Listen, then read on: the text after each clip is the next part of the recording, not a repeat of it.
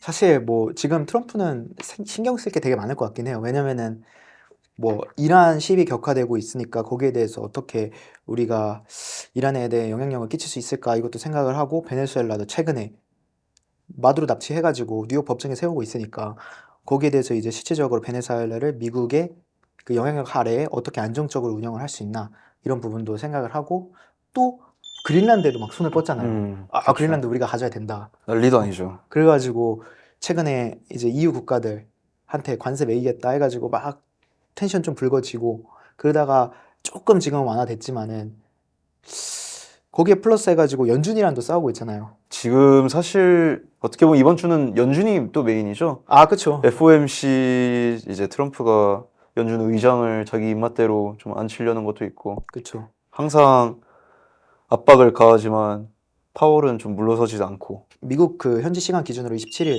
28일이 FOMC가 있는데 오늘이죠. 사실 지금 네, 이제 저희가 촬영 일자 기준이 1월 촬영일 27일이니까 사실 오늘 밤부터 이제 실질적으로 FOMC가 시작이 되는데 시장 같은 경우에는 올 그 요번 FOMC는 기준금리 인하가 아니라 동결을 동결로 예상을 해요. 예. 뭐 CME 페드워치만 보더라도 95% 이상은 동결 쪽에 이제 한 달 가 전부터 있더라고요. 모두가 동결을 바라보고 올해 이제 인하를 몇 번 하느냐 그쵸, 이게 그게 그죠. 가장 관건인 것 같은데 사실 트럼프는 두세 번씩은 인하를 해라 이렇게 계속 압력을 넣고 있지 그쵸. 않습니까? 트럼프 쪽은 이제 얘기하는 거는 거의 4번 인하해라 이런 거죠. 근데 이제 뭐 연준이라든가 뭐 시장에서 바라보는 건 2번 정도 생각을 해요. 연내 인하 2번.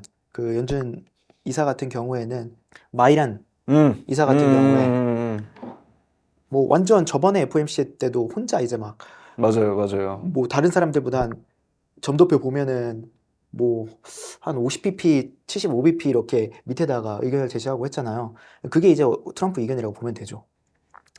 그 트럼프가 이렇게까지 공격적으로 금리 인하를 여러 번 시키려는 궁극적인 그 메인 이유가 뭐라고 생각을 하면 참 좋을까요? 결국에는 이제 금리 인하를 하면은 미국 경제는 살아날 수밖에 없거든요.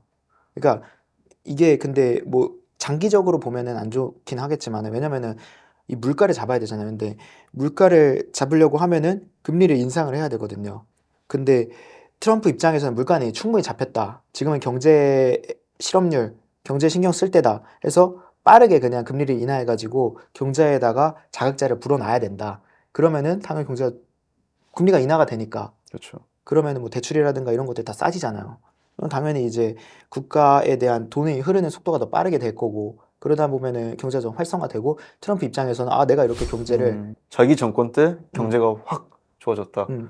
그렇게 되는 거죠. 바이든은 못했던 걸 내가 했다. 음, 난 물가도 잡고 경제도 잡았다. 이런 거를 트럼프는 이게 그 치적을 되게 높이 사잖아요. 그렇죠. 그런 부분에서 이제 좀 강력하게 압박을 하는 거죠. 요번에 있을 그런 연준 그 새로운 의장 그것도 이제 아주 화두죠. 왜냐면은 연준 같은 경우는 그 독립성이 키거든요. 그렇죠. 사실 미국의 좀 정치적인 입김을 안 받을 수 없겠지만 사실 말씀하신 대로 이 독립성만으로 사실 FOMC의 힘이 가장 강하지 않습니까? 그쵸. 그리고 연준 같은 경우는 의회에서 이제 그 부과된 임무를 받거든요. 그게 듀얼 맨데이트라 해가지고 물가 안정, 그 다음에 최대 고용 이거거든요. 그래서 그 두 개 임무만 이제 신경을 써요. 그러다 보니까 정치적인 압박이 왔을 때도 그 두 개의 임무만 최대한 신경 쓰도록 이제 독립적인 그런 독립권을 이해로부터 보장을 받고 있는데 트럼프 같은 경우에는 이제 좀 그런 행정부 단에서의 압박을 가하려고 하는 거고 그게 이제 실질적으로 잘 안 이루어지면은 기대 인플레이션이 높아져가지고 인플레이션이 계속 가속화되는 거죠. 그래서 걷잡을 수 없이 커져서 결국에는 더 크게 금리 인상을 할 수밖에 없어요.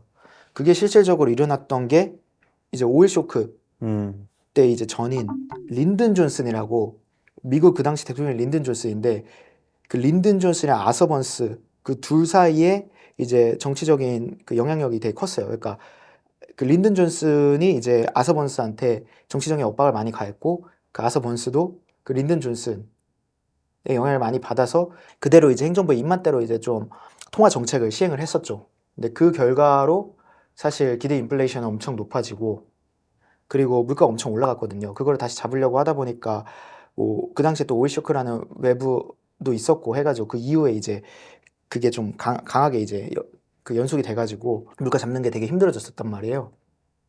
그래서 폴 볼커 그 이후에 이제 바로 나오는 게 아서번스 다음에 폴 볼커거든요. 제가 알기로는 중간에 한 명 있을 수도 있는데 아서번스 다음에 폴 볼커인데 그 폴 볼커가 완전 매파적이기로 유명해요. 뭐 거구에 막 190의 아저씨인데 금리를 막 그냥 10%까지 높이고 그게 이제 사실상 그렇게 할 수밖에 없었던 게 그 아서번스가 연준의 독립성 그거를 깨고 행정부와 연관해서 그렇게 행정부의 입맛대로 금리를 낮추고 그리고 그런 부분들이 반복이 되다 보니까 어쩔 수 없이 기대 인플레이션이 막 올라가고 그 기대 인플레이션이 엄청 높아가면은 이게 기대 인플레이션이 높아지는 게 이제 민간 같은 경우에는 그런 거거든요.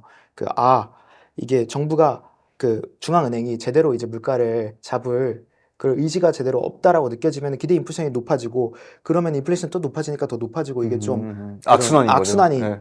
계속 생기는 건데 그거에 대한 악순환 고리를 끊으려고 하면은 아예 그냥 확 금리를 확 올려야 되고 그때 당시에 이제 그래서 폴 볼커가 강력하게 금리를 올려서 폴 볼커 뭐 암살 위협도 받고 막 그랬다고 해요. 그 정도로. 그렇죠. 근데 그래서 그거와도 어느 정도 대칭이 돼서 볼 수도 있죠. 이번에도 위험하게 만약에 그 트럼프가 연준의 의장을 세웠고 그 의장이 뭐 실질적으로 진짜 아서번스처럼 완전 트럼프의 입맛대로 그냥 통화 정책을 다 한다. 이중 책무를 져버리고 그런다고 하면은 그 1960년대 70년대 초에 있었던 그런 결을 다시 한번 겪을 수도 있는 위험성이 있죠. 제가 생각하기에는 좀 그런 부분이 있는데 실질적으로 그것까지 가냐 하면은 그렇게 가기는 좀 쉽지 않을 것 같아요. 왜냐면은 이게 사실 파월도 트럼프가 안 쳤던 인사고 막상 안 쳐지면은 그 연준 의장 역할을 좀 최근 들어서는 잘 하는 것 같더라고. 2000년대 이후 들어서는. 그렇죠. 트럼프가 그래도 압박을 넣으려고 최대한 정말 다양한 방법들을 시도하는데 작년 연말이었나? 그때는 법적으로까지 억지로 좀 끌고 가고 사람을 좀 지치게 그쵸. 하는. 이제 뭐 파월에 대해서는 그 연준 건물 있잖아요. 거기에 대해서 이제 공사를 너무 호화스럽게 했다. 그걸로 이제 원래 연준 해임 같은 경우에는 의장 해임이라든가 이사 해임 같은 경우에는 대통령이 못해요. 이게 그냥 너 나가 이러고 fire 뭐 트럼프 있잖아요. You're fired 이런 거 그냥 못해요. 그 실제적으로 정당한 사유가 있어야 돼요. for cause라고 해가지고 그게 있어야 되는데 그게 이제 좀 도덕적인 부분에서 사유가 될 수가 있거든요. 뭐 그래서 그 리사 쿡 같은 경우에 지금도 모기지를 부당하게 이제 받았다 해가지고 그걸로 이제 해임하려고 했던 거고 그게 이제 뭐 연방 대법원까지 가고 막 이랬던 거고 그쵸. 연준 의장 같은 경우에도 똑같이 그런 도덕적 그런 해이에 대한 부분으로 이슈로 해서 호화스럽게 너네가 지어가지고 연준 좀 예산 방탕하게 쓰고 있다 뭐 약간 이런 식으로 좀 그렇게 명분을 삼아가지고 압박을 가하고 있고 막 하는 거죠. 실질적으로 그게 제가 봤을 때는 그거를 통해서 뭐 자리에서 물러나거나 이럴 가능성은 되게 낮은데 압박을 가하는 거죠. 그렇죠. 나는 이런 것도 쓸 수, 이게 되게 피곤하잖아요. 그거를 다 증명하고 얼마나 피곤해요. 그런 부분에서 트럼프가 여러 수단을 다 쓰고 있는 거죠. 이게 실질적으로 성공을 하든 안 하든 나는 너한테 다방면으로 모든 수단을 써서 압박을 하고 있는 거죠. 그러니까 이제 다스리는 거죠. 자기 입맛대로 좀 길들이려고 하는 거죠.